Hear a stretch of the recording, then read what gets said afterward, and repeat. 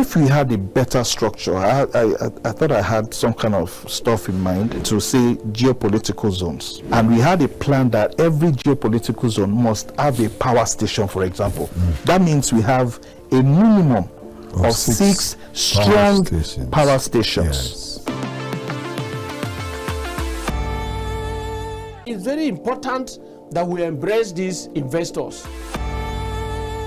I think what they want to do now is to be able to make them understand that, look, going forward, it's no longer going to be business as usual. Whatever that may be happening in the past, we want to now be able to put a system in place that will checkmate, correct the ills of the past, give us a new pedestal from which to stand and operate going forward. Officially, what we get in the country, 79% is from crude, foreign exchange, 11% is from oil, from gas, natural gas. Between the two of them is 90%. If we are getting whatever it is we are getting from oil revenue today, you look at the oil revenue, is more than enough to take Nigeria to her next level. But at the end of the day, the processes, the leakages, and so many things that have become like an epidemic on our economy will not allow whatever we are gaining or getting from this deposit or these blessings from God to give us what we are looking for.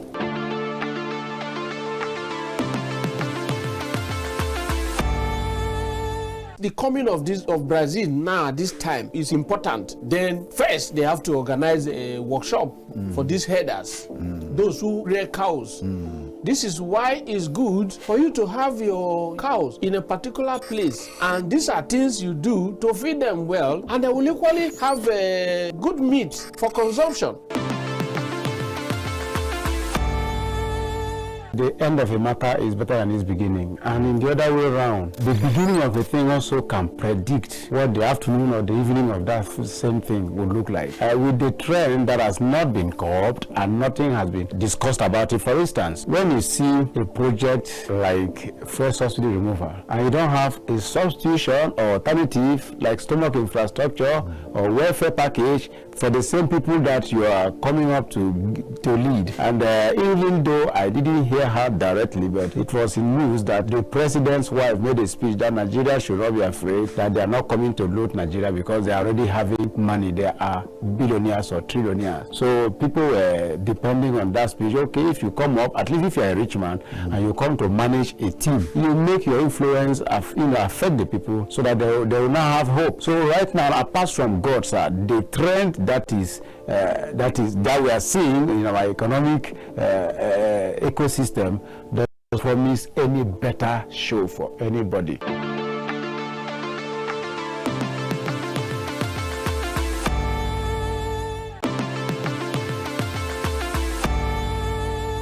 If we had a better structure, I thought I had some kind of stuff in mind to say geopolitical zones. And we had a plan that every geopolitical zone must have a power station, for example. That means we have a minimum of six strong power stations. Yes. It's very important that we embrace these investors. I think what they want to do now is to be able to make them understand that, look, going forward, it's no longer going to be business as usual. Whatever that may be happening in the past, we want to now be able to put a system in place that will checkmate, correct the ills of the past, give us a new pedestal from which to stand and operate going forward. Officially, what we get in the country, 79% is from crude, foreign exchange, 11% is from oil, from gas, natural gas. Between the two of them is 90%. If we are getting whatever it is we are getting from oil revenue today, you look at the oil revenue, is more than enough to take Nigeria to her next level. But at the end of the day, the processes, the leakages, and so many things that have become like an epidemic on our economy will not allow whatever we are gaining or getting from this deposit or these blessings from God to give us what we are looking for.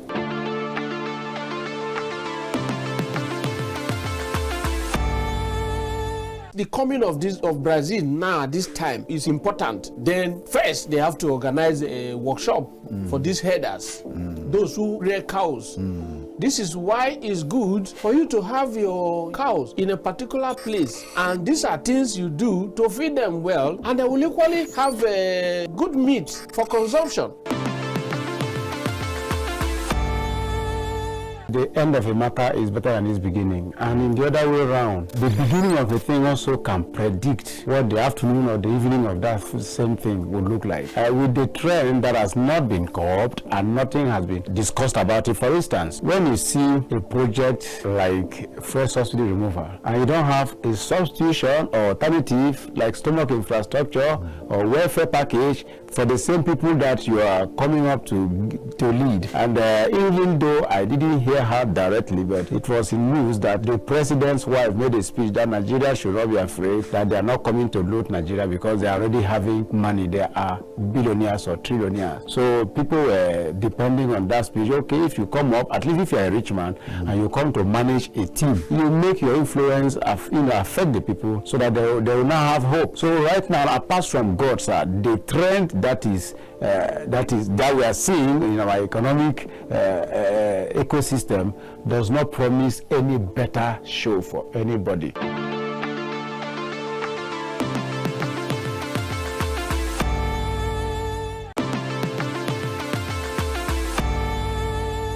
If we had a better structure, I thought I had some kind of stuff in mind to say geopolitical zones. And we had a plan that every geopolitical zone must have a power station, for example.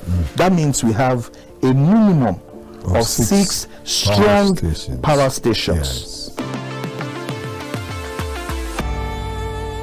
It's very important that we embrace these investors.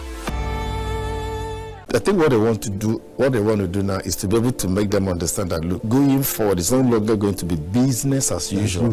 Whatever that may be happening in the past, we want to now be able to put a system in place that will checkmate, correct the ills of the past, give us a new pedestal from which to stand and operate going forward. Officially, what we get in the country, 79% is from crude, foreign.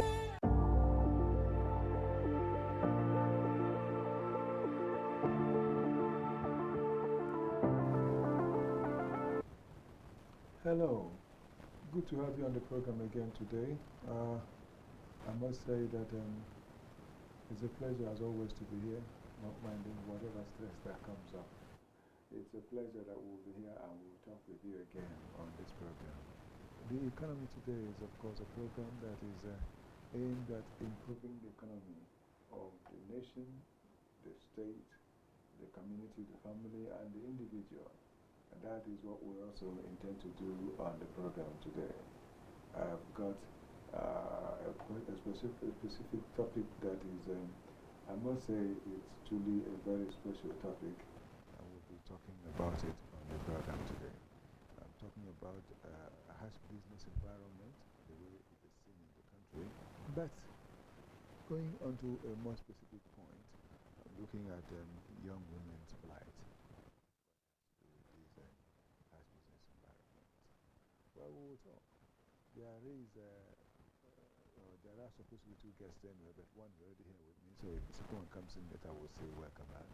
But then, the way it has come on shows that I'm talking with young women today. And so, we'll say thank you. I am Okechukwu, by the way. Thank you so much, Bayo, for getting my name on again. And then I must say,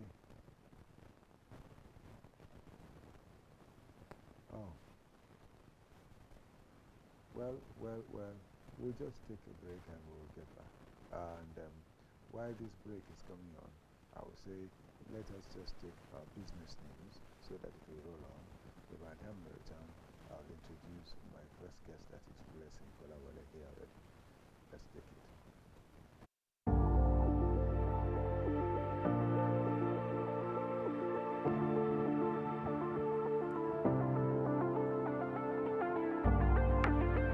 Minister of Solid Minerals Development, Dele Alake, has said the economic reforms introduced by President Bola Ahmed Tinubu saved Nigeria for a major economic collapse.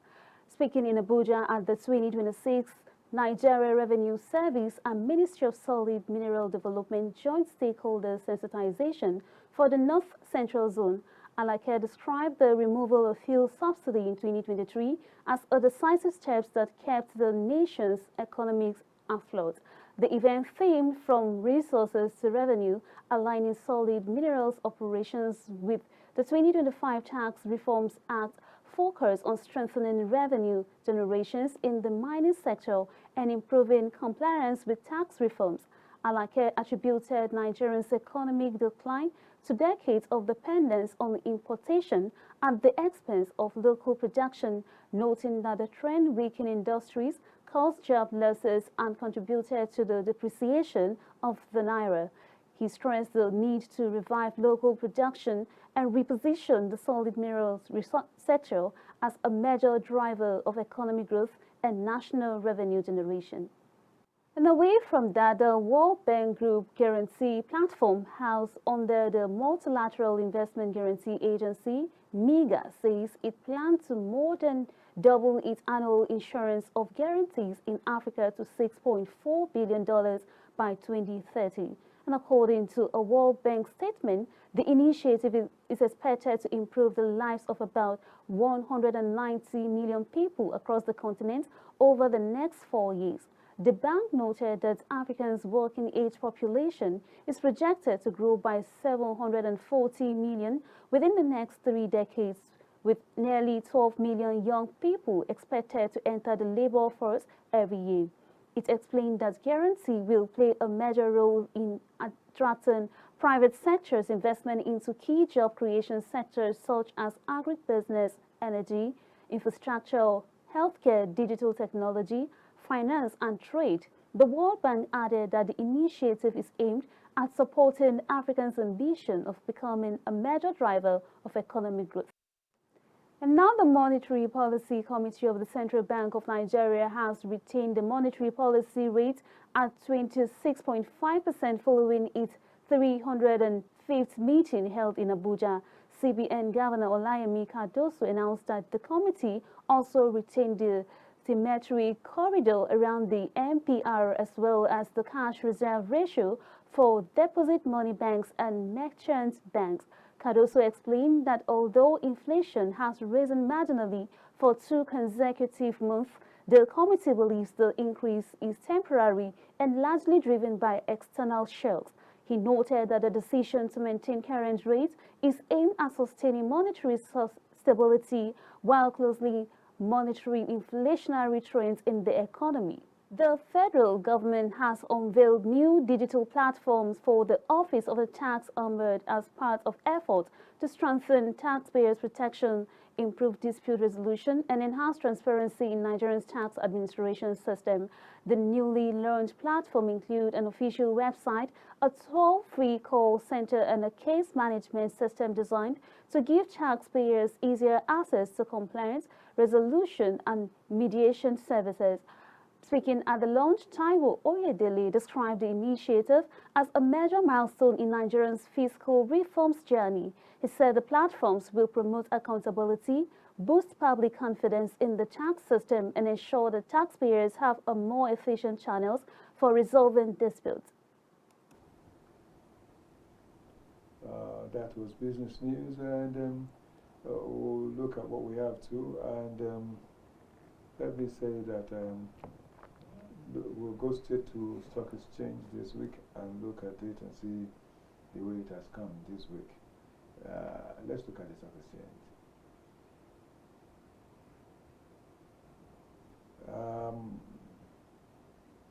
It's been mostly bearish with some oscillation. Monday night it started negative. Market capital dropped 81 billion naira to 160. 362 points, and then all share index fell 160.362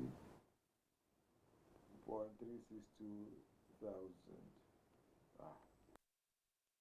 billion naira course. ASI fell 0.05, that is all share index 0.05 to 250,204 83.36. Then we had losers from 250,204 naira 83 kobo. We had 36 losers and 33 gainers.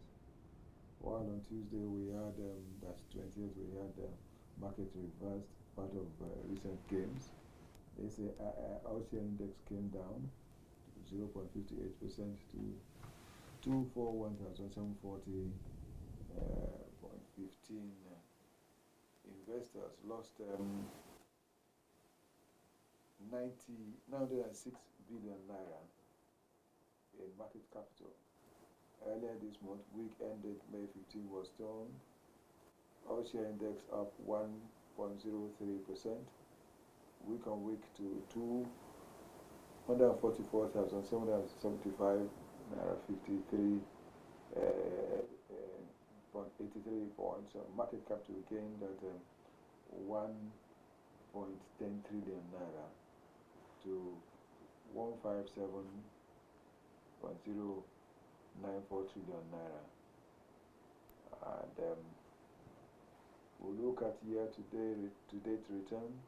It stays strong at 57.30% as of last week and 60.79 as of Monday this week. And if you look at what moved the market losers, banking, oil and gas, and commodities sectors dragged the index down on Tuesday. The biggest decliners recently are Guinness Breweries, Union, DICOM, Icon Insurance, Wema Bank, MTN Nigeria, Gainers Insurance, consumer goods, and industrial goods sector provided some support. Top gainers, RT Briscoe led the top gainers, Vitafoam followed, MC Nichols came third, while Ziki's came up with cap. And then the trading activity spiked on Tuesday with volume 31.09% to 1.27 billion. Of course, shares and value up 71.57% to 75.23 billion naira. Market breadth, despite the drop, breadth was positive at 1.73 times on Tuesday. 45 stocks advanced, while 26 stocks declined. That suggests selective bargain hunting even on down days.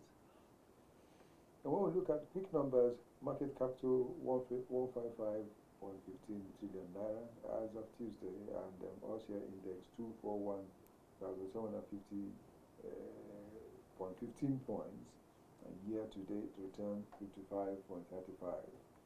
The theme this week has been profit-taking in banking and oil sectors or oil stocks after a strong run. That is just about what it was, talking about the stock exchange for the week. And now let's take the other business news that we have, that is after stock exchange. We normally take the other one, monetary review. So let's just look at the fact that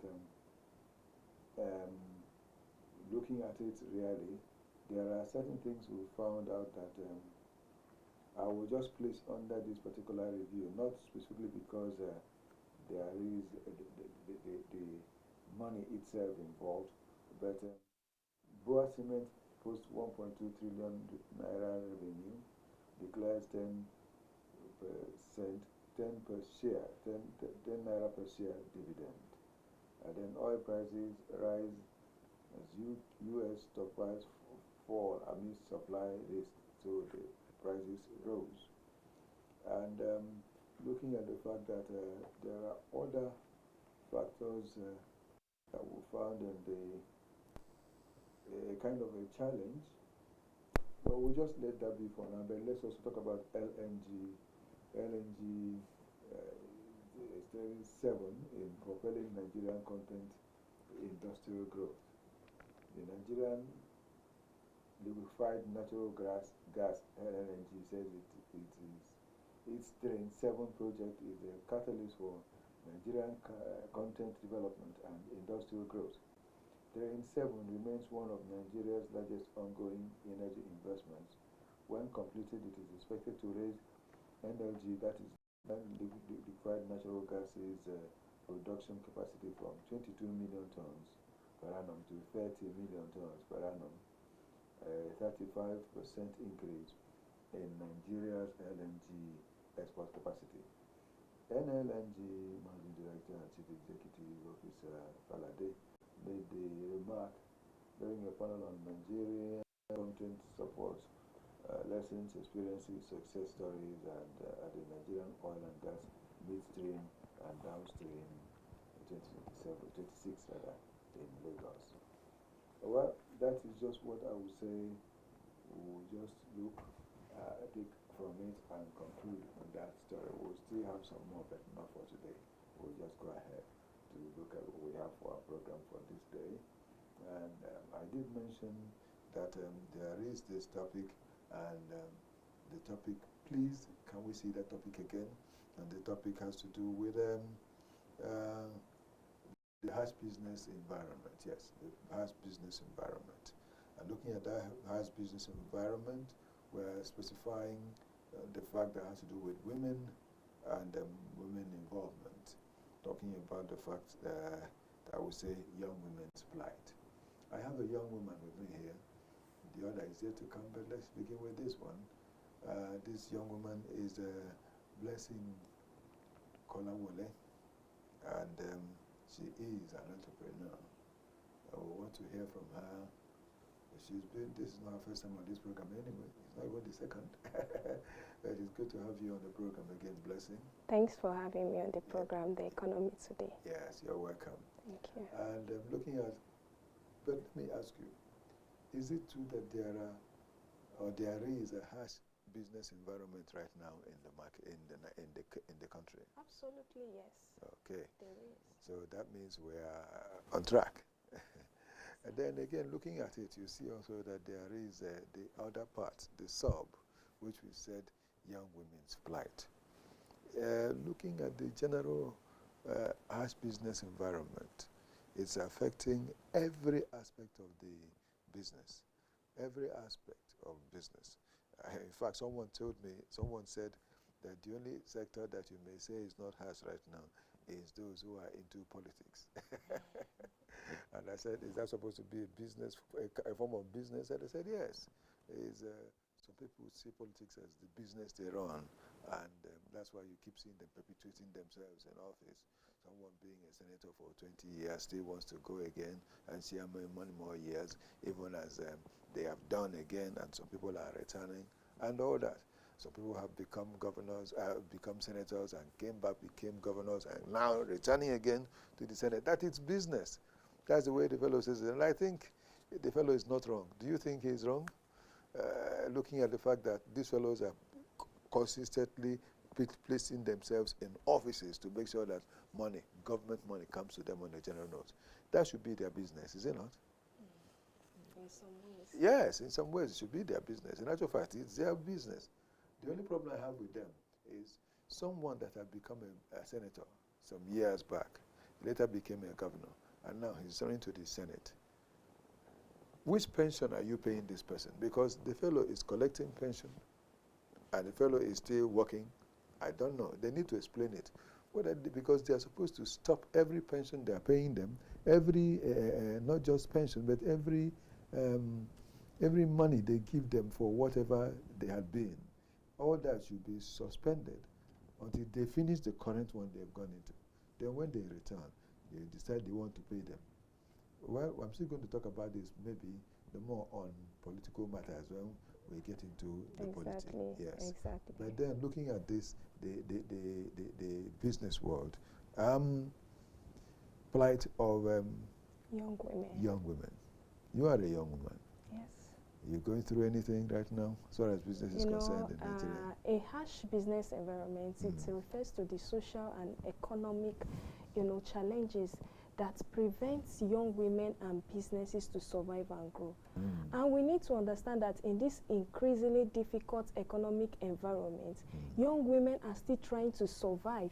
They are still trying to build business as well, building families, supporting families, family responsibilities, caregiving responsibilities, which is also difficult for such businesses to grow, and it's a challenge. It is a challenge, of course. And generally speaking, that's the way it is for what you have seen. But is there anything specific about the women, especially young women doing business, that is more difficult in Nigeria today? Yeah, in Nigeria today, inflation is one of the reasons, because many young women are operating with limited capital. So you could see, and looking at the economy today, there is inflation, the cost of raw materials, transportation, and these women are still trying to balance it with survival.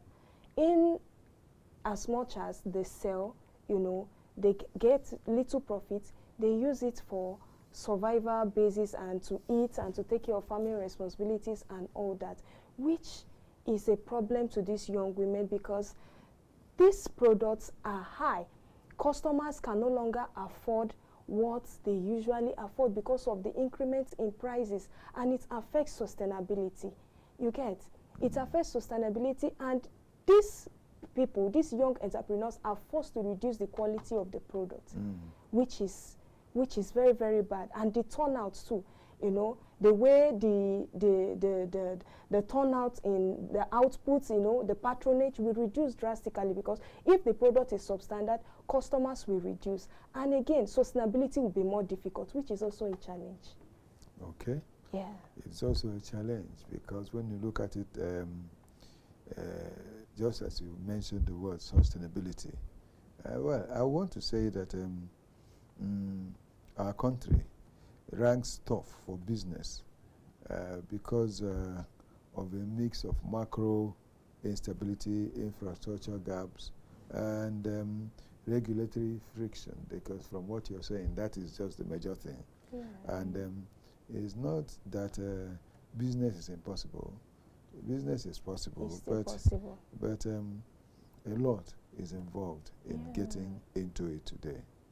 And looking at what we refer to as the macro volatility of our markets, Naira devaluation, multiple forex windows in the past, and illiquidity in the official market make pricing and imports unpredictable. It is in this country that you can see the price at this rate. Exactly. And tomorrow you wake up and see it something at the very something else. And so it becomes that the fact that someone doing business in this country needs to have a very big heart. A very large heart. A very large heart. Because it takes resilience to be able to push, to be able to put in more effort in expanding the business, especially in this economy that we are in. Yes. And then looking at the factors, some of the factors that have made this difficult, one of it is power and infrastructure, or if you like, both of it. Those two are one, because power is part of infrastructure. They're making it difficult for people to do business the way they need to do. Look at electricity, for example. Exactly. We should look at the perishable items like the mango, the pawpaw, the watermelon, and now they are spoiling. Yes. These are fruits that many young entrepreneurs invest in. But if there is no turnout in sales, maybe there is slow market trend and all that, it's spoiled because there is no electricity to preserve these fruits. Yes. It's a challenge. It is. It is a challenge. And looking at it again, you have just talked about that part of it. Again, there is the problem of some of you young women who are entrepreneurs. Exactly. You go to you take this pain of going to distant places to market the goods. Yes. Exactly. In some cases, even to bring them, you know, just like that. None of it is easy around you. And the transport system is another problem altogether. Would you like to talk about the transport affecting the cost of what you're doing? Just like a young entrepreneur, you know, maybe a young entrepreneur that is into the production of Aizal per se, you know, the cost of transportation, you know, is a challenge that we need to talk about. Imagine the cost of raw materials is maybe from 12,000 to 13,000 thereabout, and then the transportation to bring that raw materials to your domain is about 2,500, 3,000 naira. You know, it's also going to be added to the cost of production. And when the transportation is added, definitely the product will be high. Definitely. Because the transportation, the cost of raw materials will determine the price that the product will sell. And it's a challenge. It affects we young entrepreneurs because you can't be able to compete with the existing price of products that are in the market, you know. And if the young entrepreneurs' products are not cheap, we won't get patronage. Yeah, and it's a challenge. You know, it's a challenge. Sustainability, as I've always been repeating, will be very difficult. Exactly. Then again, looking at the fact that getting to find loan in Nigeria is not what you can just handle just anyhow. Getting to have access to capital through loans and all that is always a very difficult thing. Look at our banks today. Their interest rates are high. 30 to 35%. Tell me, how can I go and collect money when I know that the interest rate is 30 to 35%? Even banks are even scared of giving small-scale entrepreneurs money. Loans, yes. Because the economy is hard. How are we sure that the business will survive? You know, as I said earlier, it takes resilience and courage. So I won't even advise any young entrepreneurs to go for loan. You know, we need to start small. We need to check, because business, you have to check the other side. We never pray to lose, you know. No entrepreneur will pray to lose, but there must be a time that we lose, you know. And if you imagine collecting a loan from the bank and then everything drained, you know, what can you do in such conditions? I wonder. You know, so going for loan is not even the solution right now. You know, it's not even the solution. It's not the best for young entrepreneurs. I need to ask you, there are these factors of cultural and social biases that we keep seeing among our people. I don't know, you know, like expectation to prioritize marriage, to prioritize children over business growth, prioritize family expectations. Yes, time and all that. I don't know.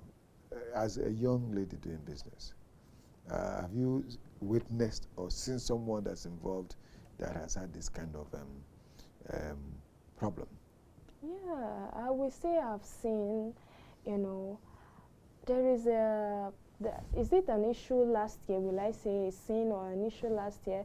A woman that is into provision business, this, what did they call it, selling of biscuits, sweets, and other provision stuff like that.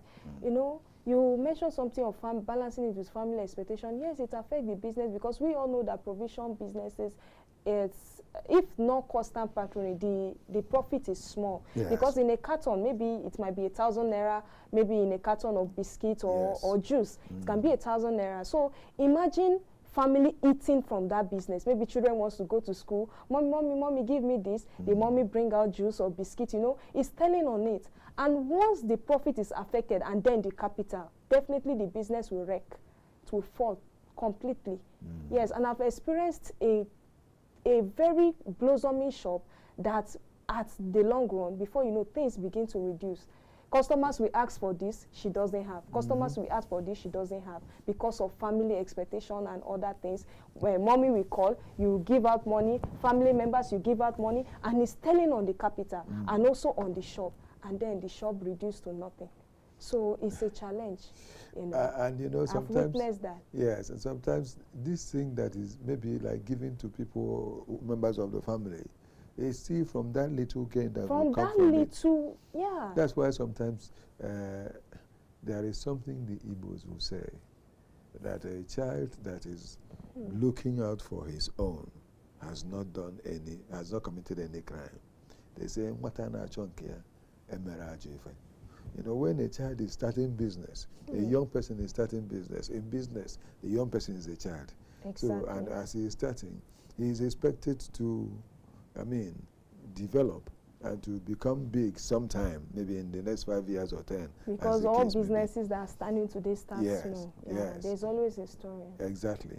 But then, if that young fellow is doing that business, look, for instance, young ladies like you, and then other members of the family will come and ask for this, ask for that, ask for the other, and they keep giving. If they refuse to give, they say, I want my business to grow first. Please let me be. I'm not ready to give anything to anybody. You know, some people will look at that person and say, this person is not a good person. He's being stingy and all that. But then, that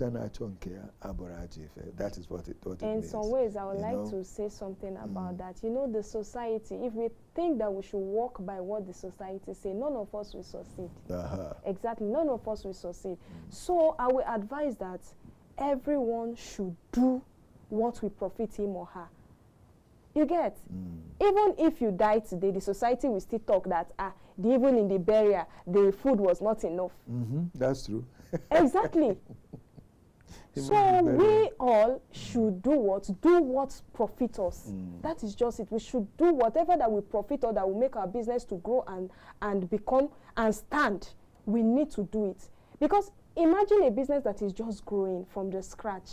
Someone is coming that I should help the person with 15,000 naira. And even the capital that you invest into that your small business is not up to 15,000 naira.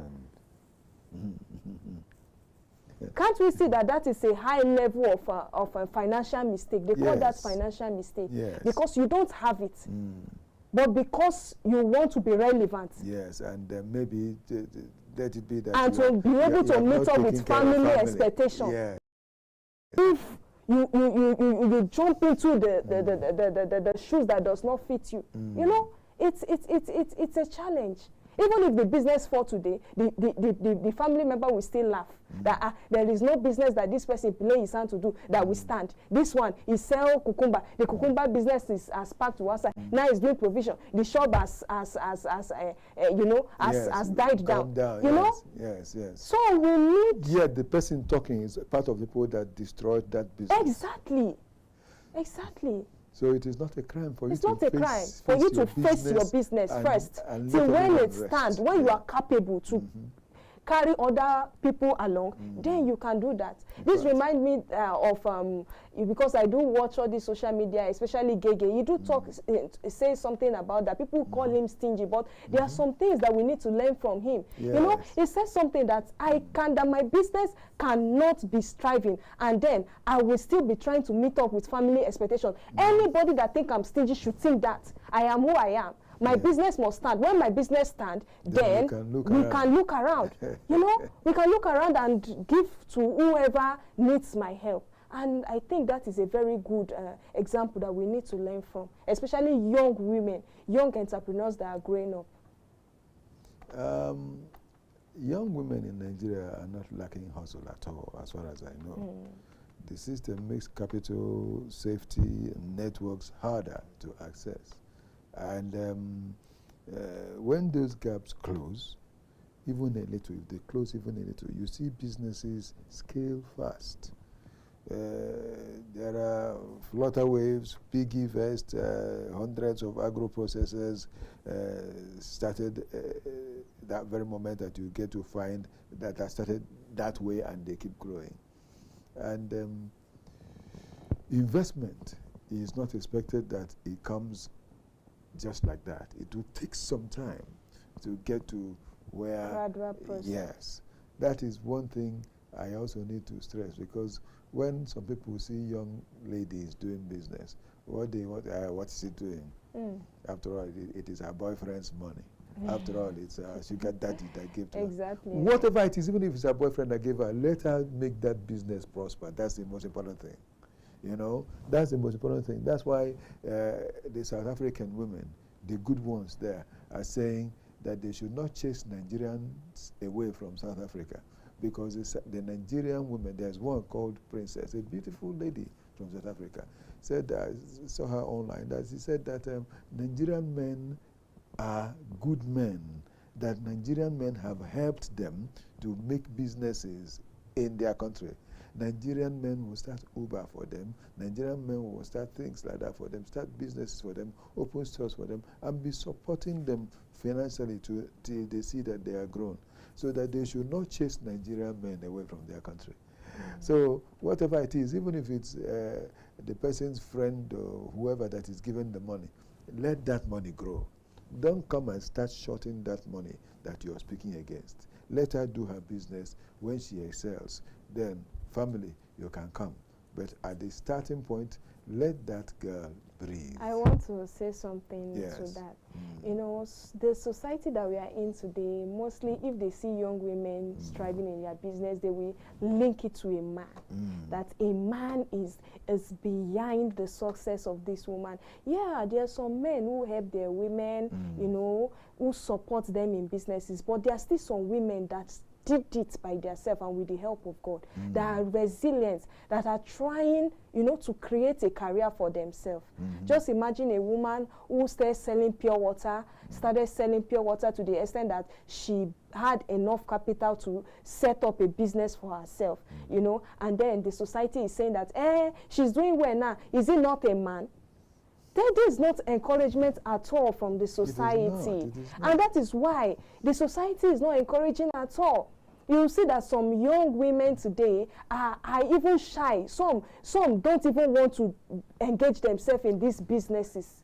They don't want to even engage themselves in these businesses because they will be looking at that, what will the society say? Some will say, you don't supposed to be in this level. A beautiful girl like you don't supposed to be selling this. Hey, why will you be selling mangoes along the street? Yes. You know, you're supposed to be doing better for yourself. These things are not encouraging at all. They are not. They are not. Are You know, you asking her to stop selling mango? On the exactly. street? What would you What give her? will you give to her?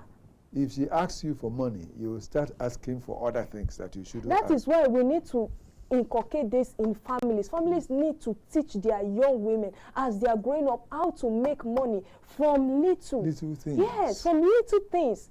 I usually say this. I do tell my mom and even my younger siblings that, Mom, I am surprised because you will see these small Muslim girls, as small as they are, just tap them like this, that bring 5,000 naira. Especially those ones selling ground or selling water, those small children along the road, you'll be surprised to see how much they will bring out. You see? Because from small, they are out. You know, they already know how the labor market is. They already know how it is, so they can survive anywhere.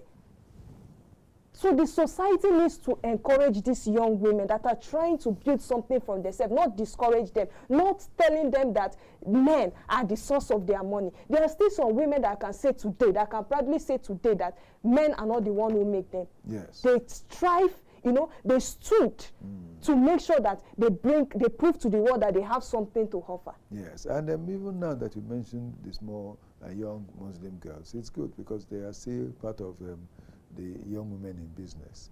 Incidentally, I just want to chip something into this because I know that there are so many of these young boys running around the streets carrying plates looking for what to get from others. And I keep wondering, why should those boys continue doing this when some of them can just get a bucket, you know, use it to use pure this water? thing that you said, But the girls are excelling, but the boys are not. Yeah, I want to say something. It's not so. If we are using that as a case study, I asked one imam because he was privileged. I was privileged to have him as my customer there in school where I do my products and stuff like that. You know, I asked him that all these almajiris, he made me to understand that, see, in their own religion, as a son is in the family, they will send him out to different states to learn Quran. And this Quran now, they are trying to give him a sense of responsibility that even if parents are not there, you can be able to survive in this difficult economy. I've seen a Almajiri that has a very big shop, an Alaji. When he was telling me his story, I felt like shedding tears because he said that he also did this. That as he was doing it on the process, he met a man that called him that, okay, can you be serving me as a boy? Then at the end of the day, I will establish you. After he finished his Quran learning, he went to his shop, and before you know it, he is what he is today. So I will also say that that is a good example, but if others cannot learn from that, I can't say that they should condemn those kind of people, because if we don't understand what they are doing, then we need to ask questions to be clear about it, which is they are trying to make them independent, that without parents or someone catering for them, they can be able to survive on their own. They can accept responsibility. Because as a man, if you cannot accept responsibility, how can you take care of your family? How can you take care of a woman? You know, you need to take care of yourself. You need to be responsible for yourself before you can take another body that, let me bring this and take care of this person. Yeah. Okay, well, that is an explanation. Then, of course, it's left for the viewer to decide to see it that way. But I think the explanation that the man gave is quite good. It's quite good. That explanation is beautiful. Well, I hope they will work on themselves so that they will be able to continue from there, so that maybe we'll see many more allergies that have made big businesses all around through starting from there. That's it. But then let's return to the today is for women, really, it's not for men. We are just trying to explain that. Okay. Well, incidentally,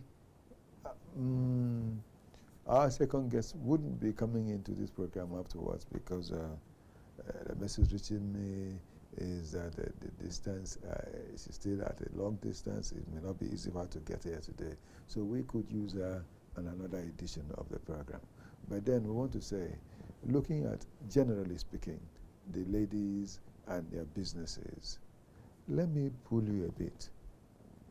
When you talk about young people getting into politics, I know you're not a politician, you're not even thinking about that. I don't even but then, yes, but then when you think about the fact that leadership requires men and women together, what do you say to young women that are doing business who have been approached for one political position or the other?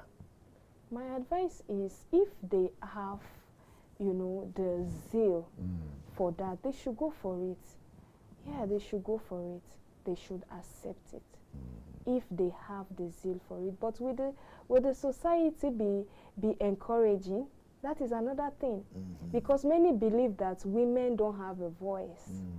Many believe that women don't have a voice, they have nothing to offer. After all, they are ones that they will marry and then give birth and be offering wifely duties and all, you know, at home to wash plate and cook and then say, Daddy, here is your meal, children, prepare children for school and all of that. So if and they are forgetting that such a lifestyle is what it used to be. Long time ago, but not long in the digital world that we are in now. So if such women have, you know, the zeal for that, they should develop their career and push with their resilience and the skill they have. It will be acceptable, because I still see that in this society that we are, the society, some still encourage these women, especially if they have something to offer. So my advice is yes, they should go for it.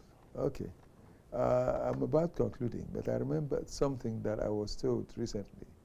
A young lady that went to the university and finished, graduated, went for youth service, came out, and this young lady was working in a place getting small money. And someone tried to link her up with her own relation so that her relation that is male will marry her. And incidentally, I heard that the girl started asking the man that was coming to ask her hand in marriage, to say, you know that I have told you I don't want to get involved in any form of business. I want to be a complete housewife. So I hope you're ready to take care of me if I'll come in. And I was wondering, is this thing real in this modern world? Are some women still thinking that way? That after going to school and after everything, they will come back and become housewives and let the husbands go on I will say that in some families, you know, it depends on the background and the upbringing. So I will blame the parents, because that is what the parents inculcate into her memory when she was growing up. I will say that, because for a woman to graduate from the university and think that is a man that will marry her and take full responsibility, you don't think that, what if the man loses his job? What if something, we don't need to be negative, but what if he loses let his us life? think, what if he loses his life? Exactly. What will happen to your kids? Or you will start sharing them to your family members. That brother, take this one. Brother, handle the twins. Handle this, handle that. And when they do, what would he be doing? Since you said you're not going to. So I would blame the parents, because they say charity begins at home. If the parents give her proper upbringing, and maybe from the way she's seen, the way the family is, she wouldn't have made such decision. So the other painful thing, happens. The other painful thing is that I know that the mother of this young lady is a civil servant. So no, it's such a when I had this, I said it's such a painful. I said for me to accept this, it's either that it is that that I think that maybe she's trying to use this thing to dissuade the man and make the man go away, or that she is not okay, mentally okay. So I can't say, because some women you can't predict them. You know, and some, you know, there are different motives in going into marriage, you know. So if she said that should be her own view about what she tends to achieve. Maybe going into the marriage, she just wants to take what she can take. Maybe she see that the man is capable. She wants to take what she can take and then divorce him. It happens online, you know, and then maybe divorce him and go with some properties and all that. So some don't go with pure intentions. So if she said that, then it's left for the man. If he's in love and he wants to take her, they should go ahead. I wish them well. Honestly, that kind of love story should be. It should be. People need to be careful before they get into. People need to be careful. That's why they said they used to say carry your eye to the market. Exactly. Exactly. Take your eyes out and then look for. I can't say because I mean it shouldn't be mentioned in this modern day that the woman will just come and just remain at home and you'll be doing all the labor. Just as she said, what if you lose your life? Sure. Apart from losing your job. That is why I said that there are different motives. So if the man is satisfied by that, he should go for what he wants. You know, that's love. But when love is blind, marriage will open the eyes, as my mom will say. Exactly. So I wish them well. Marriage is an eye opener when it comes to love and living together. So, well, that has been wonderful. Sharing the moments with you has been beautiful. Blessing Kolawole, thank you so much for coming. Thank you. As I would always say, this wouldn't be the last time. I still expect to have you again on the program. I would love to. Thank you so much. And I wish you the very best in your business. That I pray that as you make your effort to succeed, may God crown your effort with huge success for you in all of it. Thank you for coming and for taking the place of the two of you, because there was supposed to be two of you talking, but you eminently represented the young ladies on this program today. Thank you so much. It's a pleasure. Right. And dear viewer, this is also where we'll be concluding our stay with you on the program. And of course, I would always say that we want you to keep getting better on a constant note. And when you talk about the economy, may there be something you have learned that will help you get better even in your own economy. Thank you for watching and being part of it. Let me not forget to say thanks to Adebayo Sanusi for being there for me. Thanks to Victor Tizea for being there as well. Not forgetting, of course, that there has been Oluwaseun, and of course, apart from Oluwaseun, there has also been Victor Adeyeye as well too. Thank you so much, all of you. And Divine Dabrilara, God bless you for being of great assistance to me today. Well, that's how we'll be rounding off entirely what we have today. And I must say that the greater glory will still come on even as we go on making our efforts to get better. here. And what I've got to say is, may the very best happen to us all, as I take my leave mentioning that someone else also helped us to be seen in this program today, and that's talking about Kwame Larry. We won't forget that. Thank you so much, dear viewer. Some other time we'll meet. May the best happen to us all the time.